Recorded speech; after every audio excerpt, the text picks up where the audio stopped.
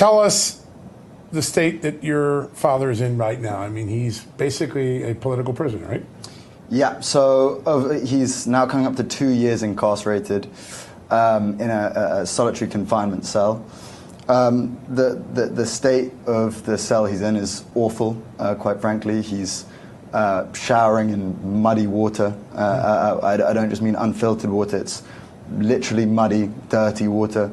10 people who are incarcerated at the same time have died of hepatitis C from filthy needles, filthy razors. So right now he's in really, really poor conditions, and it looks like they're getting worse and worse by the moment. So we're looking for any way out possible. Yeah. Who are some of your dad's allies? Who are those people, maybe in Pakistan or across the globe, who can help?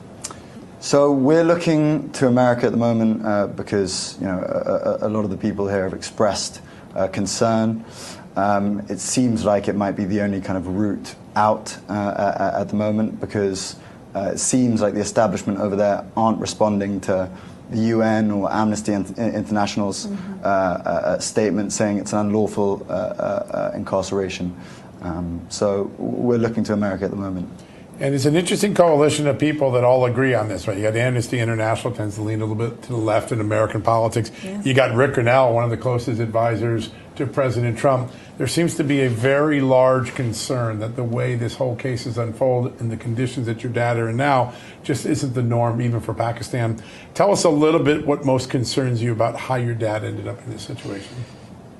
So one element of it is that every time, he has over 200 cases now against him.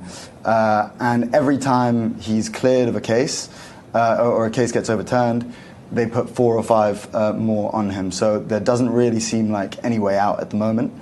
Yeah. So what worries us in one way is that there's no end in sight. But also we're not able to speak to him. We conducted an interview about 4 months ago, talking about the human rights issues and violations. Before that, there were moments of, he went 10 days without any light in his cell, which is a torture tactic. And so we spoke out about it on an interview with Marion Naufel. And as a result of that, they doubled down. He gets only 2 hours a day in daylight. And we're just not able to speak to him at all since then. So it's been 4 months since we've spoken to him. As well as that, the doctors aren't able to go and visit him. It's been 8 months since he's seen his own personal doctor.